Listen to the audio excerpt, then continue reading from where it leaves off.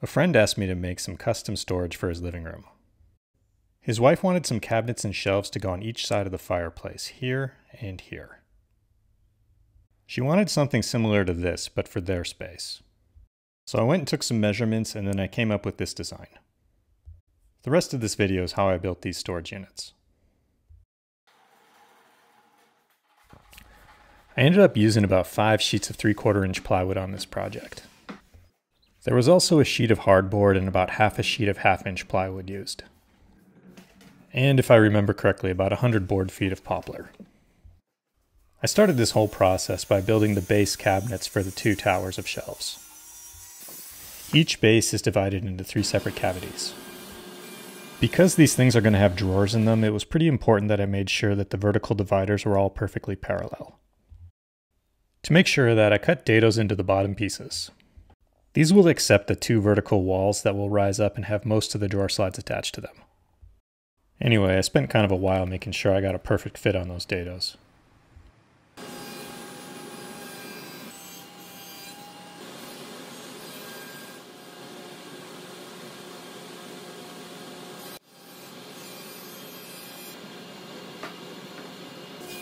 These pieces I'm cutting here will make up the bottoms for each cabinet. I cut the dados together and then split them in half so both pieces match. These are the outer vertical walls for each cabinet. The 2 outer cavities will each have adjustable shelves in it, so right now is the time to put all the holes for the shelf pins.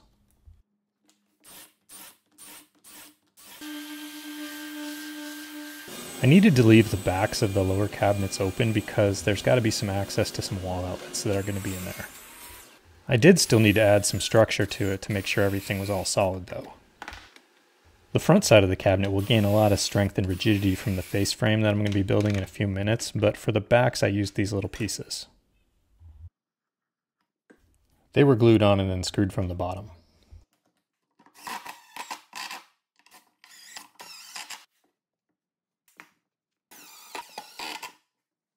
I'm not a huge fan of leaving any visible exposed plywood edges, so I did edge band the top parts of these that would be visible from the inside of the cabinet.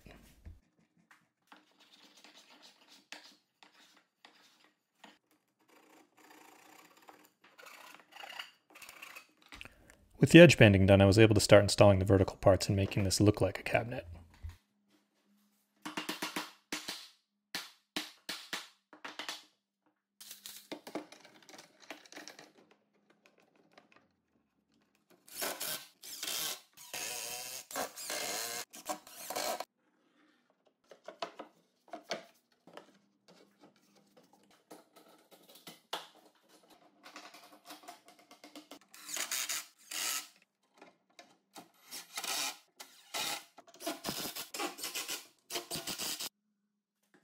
The actual bottom panel of the cabinet still sits about 3/4 of an inch off the ground, so I added some structure there to provide support. I installed temporary wheels to make moving these things around the shop easier. Next I started working on the face frames. These are made out of poplar, which I had to do a little bit of milling to before I could start building the face frames themselves.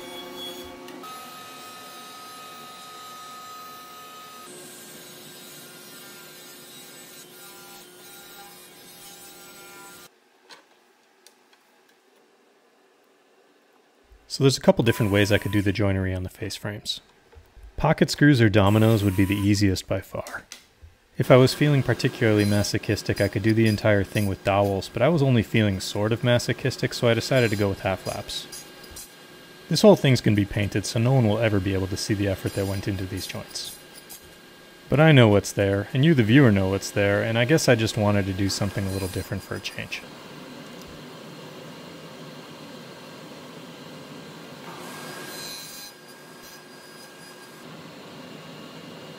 And to be honest, this didn't really take all that long to do.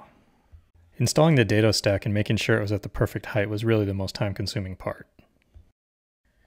Maybe it's just me, but there's something really satisfying about being able to put the whole thing together like Lincoln Logs.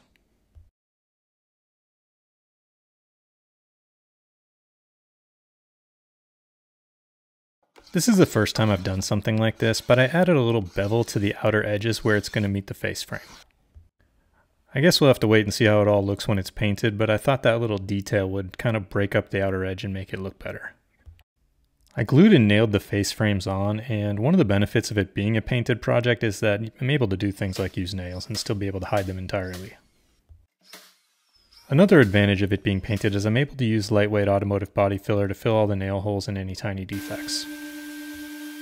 Once I finished up these cabinet carcasses, I moved on to something that I was not looking forward to, making the doors and drawers. I wasn't looking forward to these because it's repetitive. There's 12 drawers total. I've done a lot of things with drawers lately, and to make this different, I decided to do them with dovetails. There's no way I was going to do all these by hand, so I decided to bust out the jig. I use this thing once every 3 years or so after several hours of relearning how to use it, I was in business.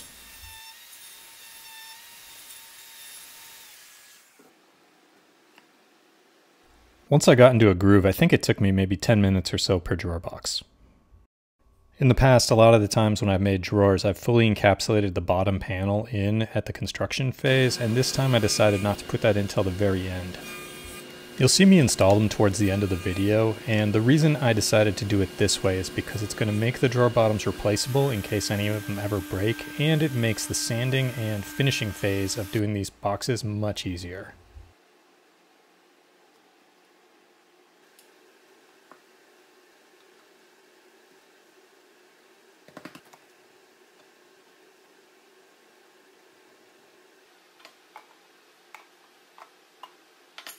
The drawer faces are going to be inset into the face frame, which is, in my opinion at least, about the most complicated way this could have been constructed.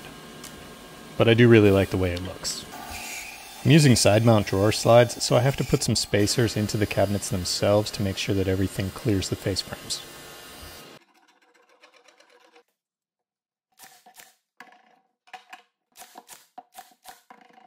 Side mount soft close drawer slides have gotten a lot less expensive in the last few years, and I'll put links to the ones I used in the description.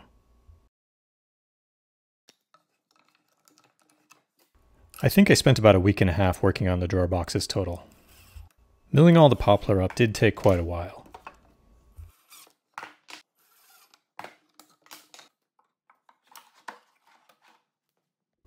Once all the boxes were done, I still had to make the faces and doors.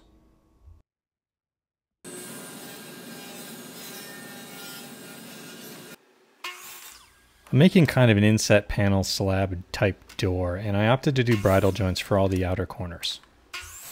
Just like with the face frames, there's easier ways to do this, but I wanted to push myself a little bit and try something new. So I spent a morning building this jig, and it worked great. I'm not sure what the actual amount of time I spent cutting these joints was, but I don't think it was more than 2 hours for the entire build. So the way my jig works is first I'll cut a slot into one side of the joint, and then I'll make an adjustment to the fence so I can cut the sides of the tenon that will go into that slot. Once the sides of the tenon are cut, I'll finish it up using regular miter gauge.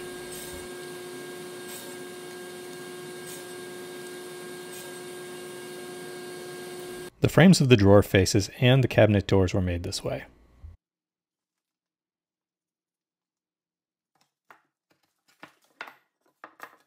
After all the glue had dried, I routed out rabbets that would accept the plywood panels that would make up the centers of the doors and drawers.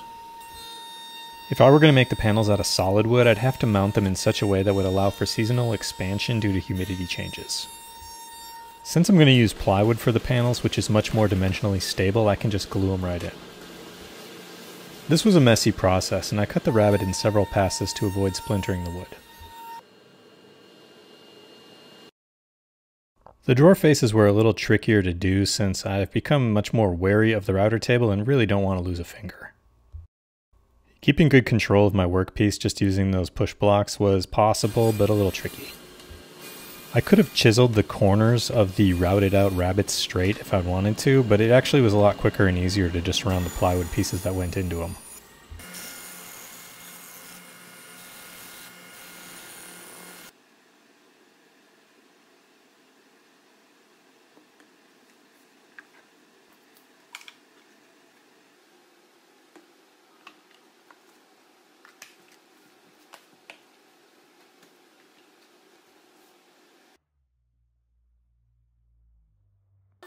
I'm using soft close Euro style hinges for face frame cabinets with inset doors. These hinges attach to the back of the face frame itself on the cabinet side, and they were surprisingly easy to install.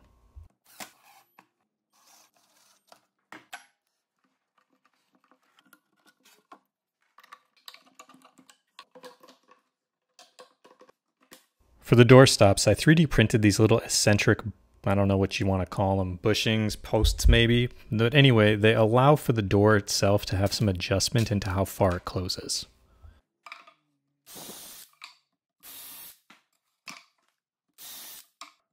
The drawer faces are attached to the boxes by screws from the inside. A few weeks before I filmed this scene here, I had these special clamps advertised to me. I thought maybe they were just a gimmick, but they weren't too expensive, so I thought I'd try it out and I got a pair. They made this process so quick and easy. I highly recommend them, and I will put a link in the description. With those clamps and my special deck of Pink Floyd playing cards as spacers, I was able to get all the drawer faces mounted in maybe an hour and a half. So that was probably the most time-consuming and arduous part of this build, and then I was able to move on to the upper shelves. What appears to be the actual top of the lower cabinets is in fact the bottom of the upper shelves if you want to look at it from a point of which piece is attached to which piece permanently. I wanted this specific part to appear to be a little bit thicker, so I put some spacers onto the bottom of a plywood panel and then attached a hardwood edge.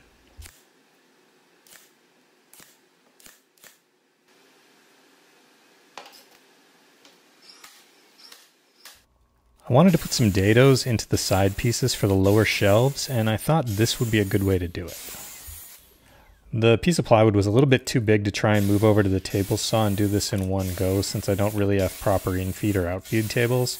So what I started doing was hogging out a lot of the waste with the track saw, and then I figured I would clean up the rest of it using a router. What I forgot was that my 3/4 inch router bit was a bit dull, and I would be going cross the grain, which is a recipe for splintering. To do this right, what you need is a downcut spiral bit, and what I have going on here is not that. There are ways to mitigate what's about to happen, but I had completely spaced that this was going to be an issue, and this is what I ended up with. I should have pre-scored the edges of this with a razor blade, or maybe ran the track saw to make the outside cuts, because that would have cut a lot cleaner. Another thing I could have done is what I did here, which is put the painter's tape down before running the router through, and this worked better than what I did the first time, but it still wasn't perfect. And the whole reason I'm cutting these is because it's going to hold the lower shelves, and I want them to be as parallel as possible. Eventually, this piece of plywood is going to be cut into 4 long and skinny pieces, which will make up the vertical sides of the shelf towers. As you can see, the second one was better, but it wasn't good. Luckily, this is getting painted, so I can fix the damage with my old friend Bondo.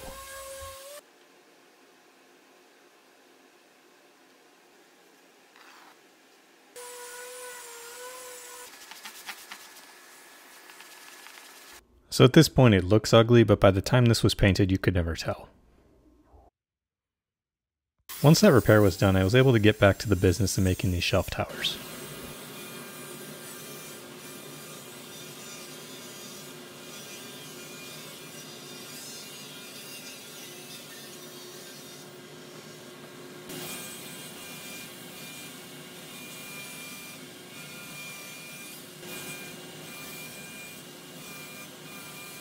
All these shelves are going to have LED strip lights installed into them, and I need to make sure at this point that I'm putting the provisions for all the lighting and wiring.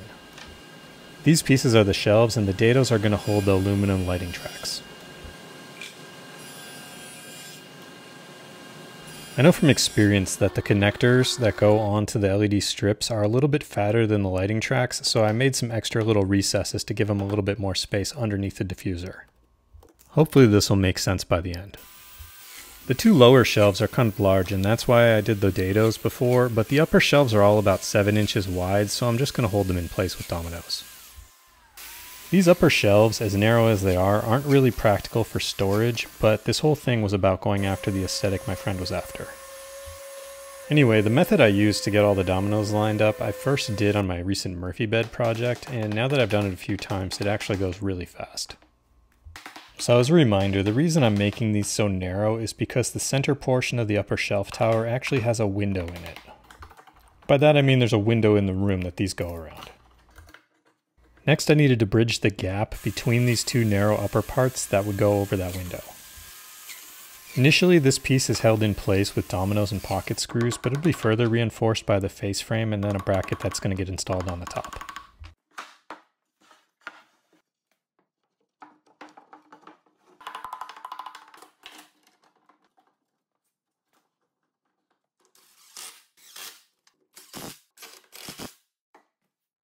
The two lower shelves are 4 feet wide, so I made dividers that would go into the center and support them so they wouldn't sag.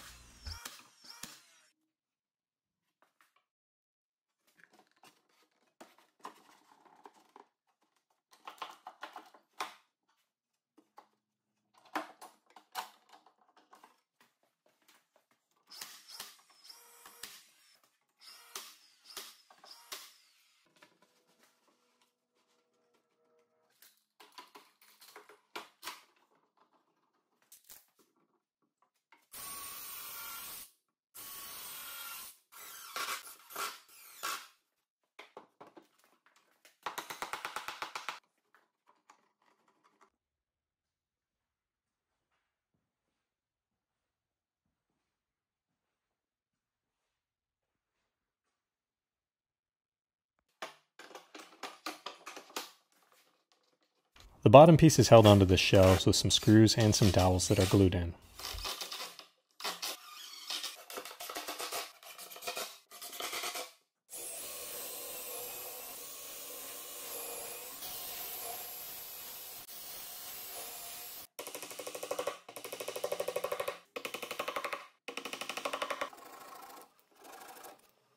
I cut all the face frame pieces for the upper shelves pretty much the same way that I did for the lower parts, but instead of assembling the face frame as a single piece and then attaching it, I attached it individually as pieces.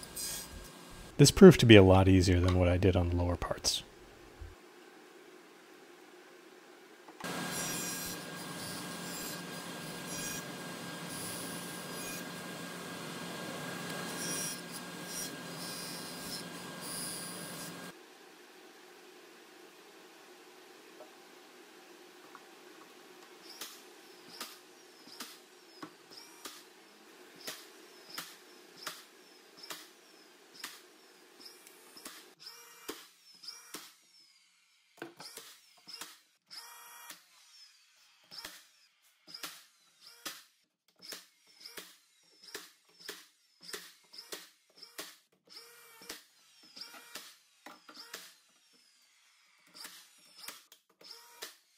I'm not sure if you can tell, but I love these cordless nailers.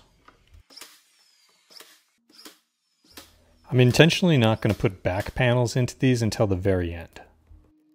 If I install back panels now, it's going to make wiring and painting these really difficult.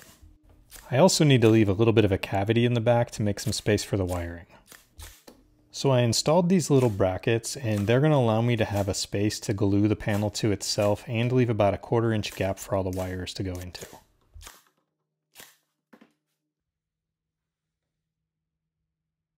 My next step was to make sure that I had all the provisions for the wiring put in, and to start that off I had to think about the switch. My dimmer switches are deeper than the sides of the shelves, so I had to space it out a little bit by making this little piece here. As you can see, I laser cut a template, rough cut it out, and then used a small parts holder on the router to be able to finish cutting it out. This piece allows me to have enough space to install the switch and keep all the wires hidden.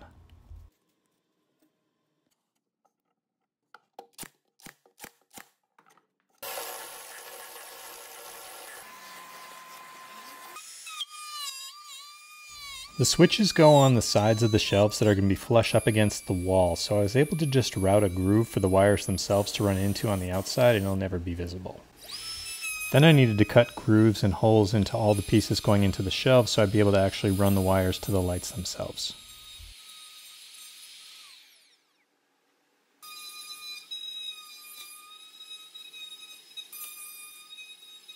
Lastly, I cut a slot in the bottom where the wire will run into the lower cabinet so it can get to a wall outlet. Lastly, I attached a bracket to the top of the shelves so I could screw these to the wall when the final installation day happens.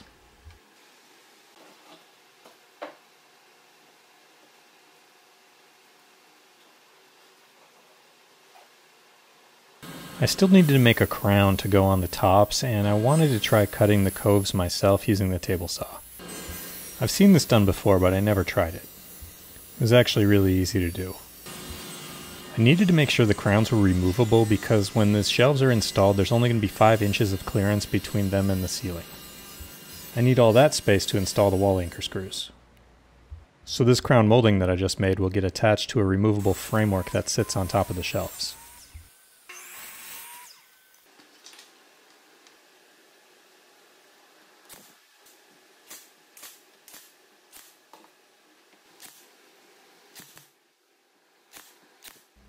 When it's all done and in place, it looks like this.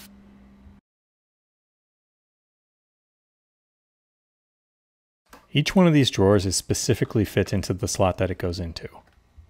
To make sure that it'd be easy to always know exactly which spot that is, I laser engraved markings onto them. Was this a bit anal? Sure, but it worked well.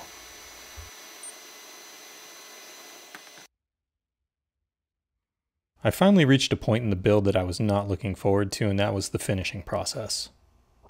I got this portable spray shelter for the project. I don't have a lot of experience spraying, so this was good practice for me. I did the interior cavities in the drawer boxes with a clear water-based polyurethane. Also, the film looks a little blurry because it's being shot through the back window of the spray shelter.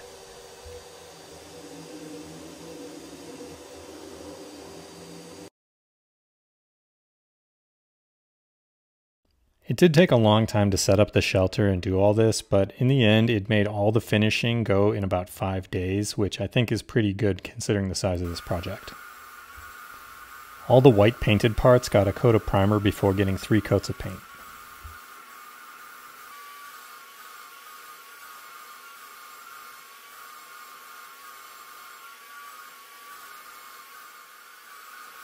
I sprayed all the elements for the lower parts of the cabinets first because I wanted to get a lot of practice before moving to the uppers. I knew that those upper shelves were going to be tricky to spray, and being a complete novice at this, I really wanted to get better before tackling them. I primed them together at the same time, but by the time I did the paint, I was doing them each individually. The reason my sprayer sounds the way it does is because it's a turbine-powered, high-volume, low-pressure system. It's not being pressurized by an air compressor, it's a little pump that pushes all the air through continuously.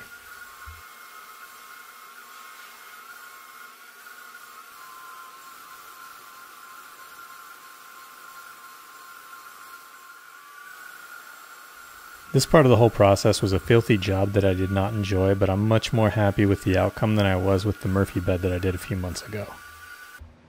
Once the paint was done, I was very happy to move on to the lighting phase. First I cut the aluminum tracks to length, and on all the ones where there was going to be a connector, I cut out a little spot where the connector would go. These tracks hold the diffusers on, and cutting that little spot there makes it so the connector will fit in better and the diffuser will fit flush over it. I glued the tracks on with a very thin layer of Gorilla Glue. The LED lights that I'm using run on 12 volts DC, so wiring them in is very simple. Each shelf unit only has about 10 feet of lights, so a simple little transformer that plugs into a wall outlet is more than enough to power them. Every wire splice gets soldered and then covered in heat shrink. In spots where there's 2 splices next to each other, those 2 splices are then covered with another layer of heat shrink. In the past, I've used 3-way connectors to run the lines to the actual LED strip connectors, but I find that they take up a lot of space and can be a little temperamental to work with. Lately, I've just been covering my 3-way connections up with heat shrink. Since this is only a 12-volt system and an interior application, it seems sufficient. One thing about these kinds of LEDs, if you cross any of the polarity between positive and negative, the lights will not work, and if there are any shorts in the system, the lights will not work. I like to wire with power applied because 12 volts isn't enough to give any kind of real shock, and it lets me know that I'm doing it correctly. I'm really glad I left the back panels off until the lights were fully installed because it made it a lot easier. The amount of clearance was minimal, and that's why I left a lot of the wires a little bit longer to give myself some slack to work with. The diffusers are just thin little plastic strips that are pretty easy to cut. They snap into the aluminum tracks and finish everything off pretty nicely. I glued the back panels in with a clear, non-foaming product that Gorilla Glue makes. It worked really well, especially considering I didn't have a great way to clamp these panels in while the glue dried. The next morning I caulked around the edges because the way these shelves are with the lights is it really highlighted those gaps. Next I secured all the wires that were still on the back of the shelves by using these little clips that I 3D printed. With that step complete, the lighting was done. Pretty much the last thing I had to do was put the lower cabinets back together, and this began with the drawers. I had to put the faces and slides back on, and then I drilled the holes for the hardware. The screws weren't long enough to go through both the drawer box and the drawer face, so I cut little recesses so they would reach. The drawer bottoms finally went in, and then I stapled them in place. This allows the bottoms to be replaced in case they ever break. I reinstalled the doors and then put on the pulls.